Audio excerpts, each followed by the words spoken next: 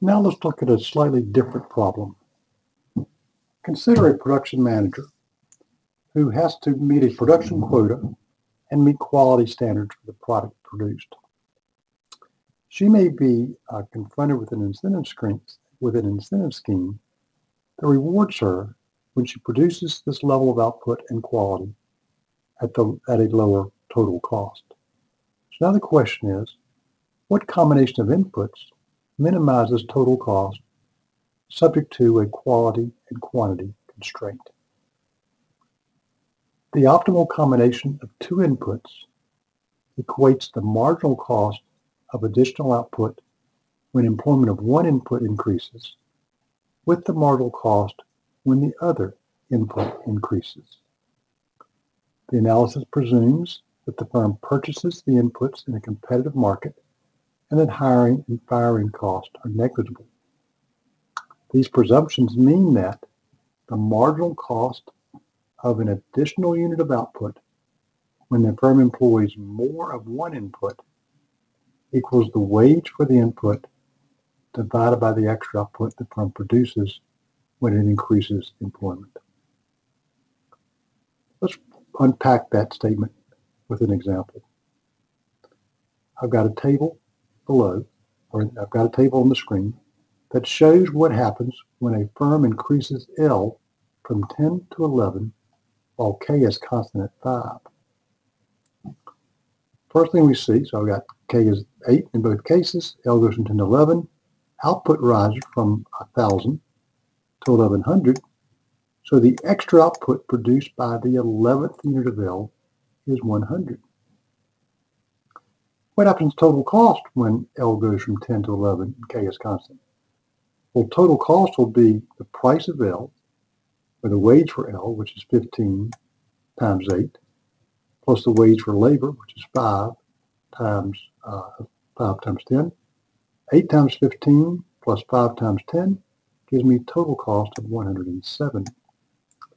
When L goes up to 11, I've got 8 times 15 plus 5 times 11, so total cost goes up to 175. Of course, total cost rises by $5 because the firm has to pay $5 for each and every unit of L that it employs. So we have cost rising by 5, which is the wage rate, and output rising by 100, which is the extra revenue. So how much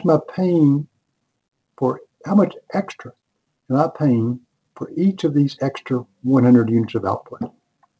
I'm paying a total of $5 more for a total of 100 units more, which means I'm paying 5 cents more for each of these 100 extra units I produced. The 5 cents is simply the extra cost of $5, the wage rate, divided by the extra output, 100. Marginal cost of another unit is simply the wage for the input divided by the extra output produced by the next unit of the input. Now, how can a firm decrease total cost when the marginal cost of additional output when employment of one input increases is greater than the marginal cost when the other input increases? If the marginal cost associated with one input is greater than the marginal cost associated with another input, the firm can decrease total cost without reducing output by employing more of the input with the lower marginal cost and less of the input with the higher marginal cost. Simple logic.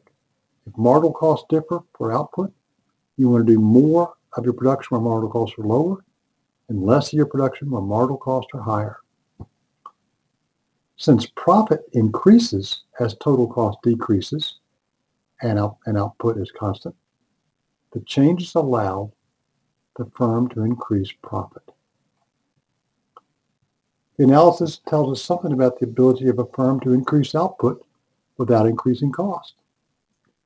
Whenever a firm can decrease total cost without decreasing output, it can increase output without increasing cost.